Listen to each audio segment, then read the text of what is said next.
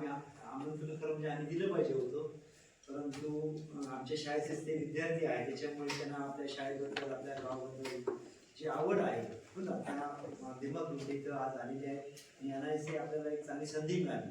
ती कोणती तर त्या ठिकाणी अगदीच आपल्याला आपल्या रामगड गावामधून आणि सिंधुदुर्ग जिल्ह्यामधून आपल्या सिंधुदुर्ग जिल्ह्यातील रामगड ही छोटीशी ग्रामपंचायत असली तरी सुद्धा एक मानाचा तुरा आमच्या माजी विद्यार्थी आणि आमच्या गावचे सरपंच रामगडचे सरपंच म्हणून शुभम मटकर यांनी म्हणजे चांगली कामगिरी त्यांच्या हातातून झालेली आहे किंवा म्हणून आली. जो काम करतो त्याला संधी मिळते असं म्हणतात ना, तशी संधी त्या ठिकाणी त्यांना मिळालेली होती आणि त्या संधीचा त्यांनी फायदा घेतला. संधी सगळ्यांनाच मिळते असं नाही होय ना. तर राज्य ग्रामीण विकास संस्था म्हणजे त्याला यशदा म्हणतात. आपल्या पुण्यामध्ये एक संस्था आहे यशदा, की त्या संस्थेमध्ये त्या ठिकाणी आम्हा हायस्कूलच्या शिक्षकांना सुद्धा जे ट्रेनिंग दिली जातात उच्च प्रकारचे असतात ट्रेनिंग. मी सुद्धा त्याचा अनुभव घेतलेला आहे. आमचे सर्व शिक्षक असतील त्यांनी सुद्धा यशदा म्हणजे काय पुण्यामध्ये जाणारी एक संस्था अशी आहे, शासनाची अंडर गव्हर्नमेंट आहे ती त्या ठिकाणी आधुनिक प्रकारचं आणि चांगल्या प्रकारे प्रशिक्षण देण्याचे ते काय ठिकाण आहे यशदा.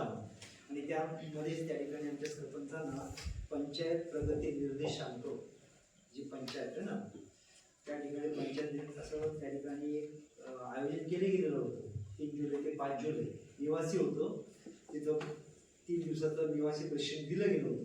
आणि याच्यामध्ये आपला रत्नागिरी, सिंधुदुर्ग, रायगड, पालघर आणि नागपूर, चंद्रपूर, गडचिरोली, भंडारा, गोंदिया वगैरे जे जिल्हे आहेत त्या जिल्ह्यातून त्या जिल्ह्यासाठी आयोजित केलं गेलेलं होतं. आणि या परीक्षेसाठी प्रवीण प्रशिक्षक तयार करण्याची संधी त्या ठिकाणी त्यांना मिळालेली होती. आणि आपल्या जिल्ह्यामधून आपला जो सिंधुदुर्ग जिल्हा आहे या सिंधुदुर्ग जिल्ह्यामधून एकमेव असे त्या ठिकाणी त्यांना सरपंचांना त्या ठिकाणी आपले जे जिल्हाधिकारी आहेत, शिवसाहेब आहेत त्यांनी त्यांना पाठवलेलं होतं स्वतःच्या अखत्यारीतून. एक तरुण तडफदार काम करणारा असा गावातले सरपंच म्हणून त्या ठिकाणी त्यांची ओळख आहे आणि म्हणून त्या ठिकाणी त्यांची निवड केली गेली होती. आणि प्रशिक्षण घेऊन त्या ठिकाणी ते नामनिर्देशित नुसते नव्हे तर नामनिर्देशित अधिकारी म्हणून त्याची नेमणूक झालेली आहे. आणि त्याबद्दल आपण शाळेतर्फे आधी प्रथम शाळेतर्फे त्यांचं आपण काय करूया अभिनंदन टाळू.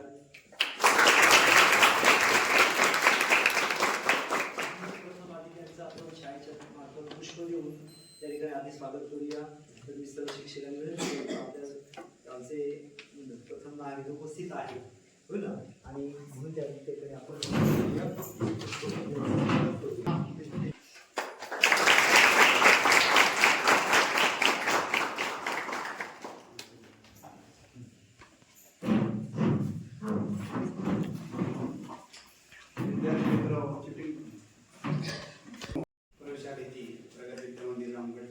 विद्यार्थ्यांनी शालेय मंत्रिमंडळ निवडणूक शनिवारी घेण्यात आली.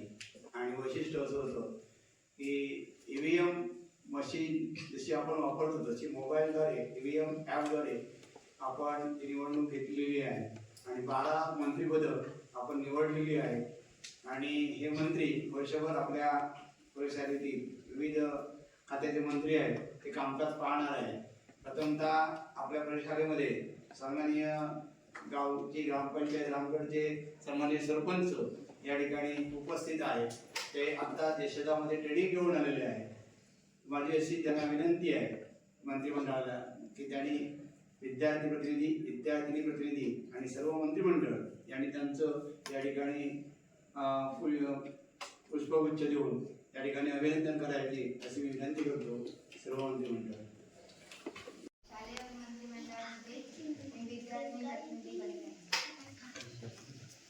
नमस्कार, माझे नाव विकास तारे. मी आता 10वी इयत्तेमध्ये शिकत आहे आणि शालेय निवडणुकीमध्ये माझे पद विद्यार्थी प्रतिनिधी आहे.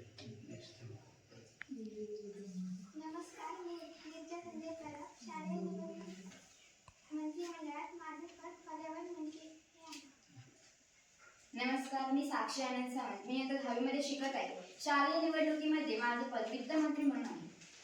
नमस्कार, मी नेत्रा शिवाजी भावे. शालेय मंत्रिमंडळामध्ये माझे पद आरोग्य स्वच्छता मंत्री या पदासाठी आहे. नमस्कार, मी कुमार दीक्षा प्रकाश चंद्रकर. मी आता 10वी शिकत असून शालेय मंत्रिमंडळात माझे पद सांस्कृतिक मंत्री आहे. नमस्कार, माझे नाव ललित विवेक मानकर. मी आता 10वी शिकत आहे. माझे पद आहे सहमंत्री. नमस्कार, मी कुमार अथर्व बाबूराव मिस्त्री. इयत्ता 10वी मध्ये शिकत आहे. माझे पद आहे प्रार्थना मंत्री.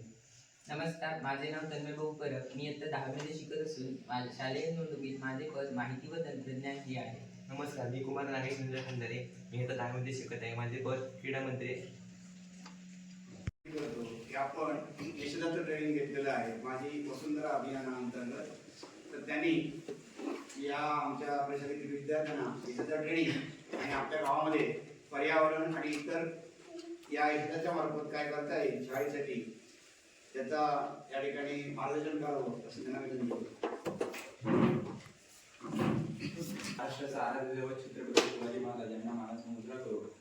आजचं सन्मान्य व्यासपीठावर जमलेले माझ्या शाळेचे सर्व शिक्षक, Manu sir, Sawant sir, Pawar sir, Kamble sir, Deshmukh sir, Rane madam, Korekar madam, Lambe madam, Adsul madam आणि पारकर मॅडम, सर्वांना नमस्कार.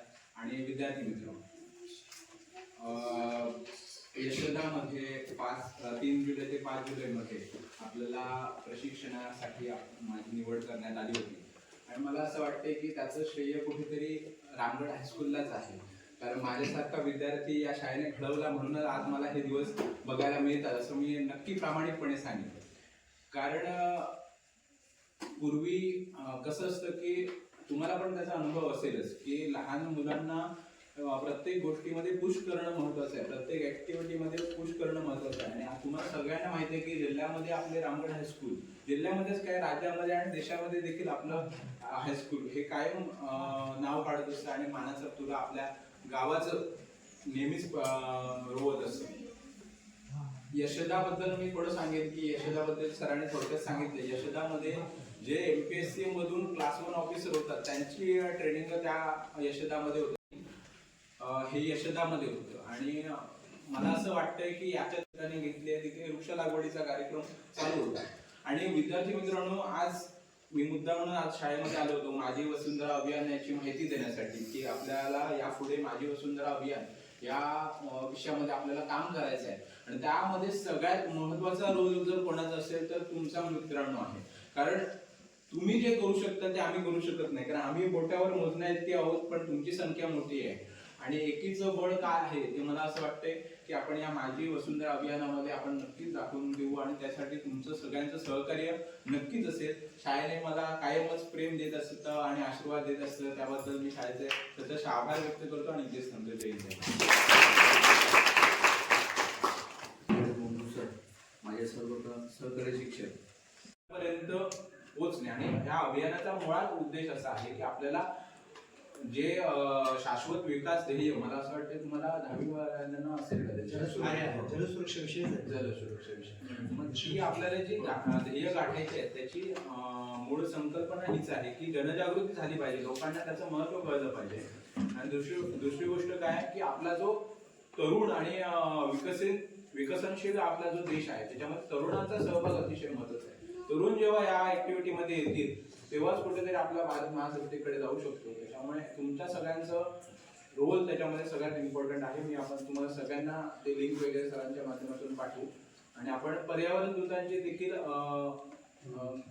निवड करणार आहोत ग्रामपंचायतीमार्फत. त्यांना पण आपण त्यांच्याकडून पण काही माहिती घेणार आहोत आणि त्यांच्याशी पण आपण कायम चर्चा करणार आहोत की हे अभियान आपण कसं राबवू शकतो.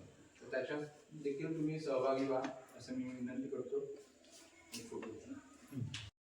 हा 6वा टप्पा हा उपक्रम चालू झाला आहे. मला वाटतं 2024-25 आमच्या शाळेचं रजिस्ट्रेशन त्याच्यामध्ये झालेलं आहे. आणि योगायोगाने हा उपक्रम आपल्याकडे आला आहे आता. आणि त्याच्यामध्ये त्यांनी जे ट्रेनिंग घेतलं त्या ट्रेनिंगमध्ये शाळेने कोणते उपक्रम राबवायचे आहेत त्याच्यामध्ये ऑलरेडी तो माझी वसुंधरा हा जो त्यांचा कार्यक्रम आहे त्याच्यावर सगळं डिटेल दिलेला आहे. रजिस्ट्रेशन केलं त्याच्यामध्ये सुद्धा ते उपक्रम आलेले लक्षात. आणि ते उपक्रम आपण विविध स्वरूपाचे सगळे उपक्रम आपण आतापर्यंत राबवलेले आहेत. तेच उपक्रम आता काय करणार आहोत आपण यांच्या ग्रामपंचायतीच्या सहकार्यातून आपण ते राबवणार आहोत. तर त्यांचं संपूर्ण बुकलेट ते आपल्याला तयार करून देतील. कार्यक्रमाची पूर्ण रूपरेषा ते ठरवून देतील. आपण फक्त त्याचं योग्य नियोजन करायचं आहे. त्या पद्धतीने आता एक अर्धा तास आमची चर्चा त्याच्यावरती झाली.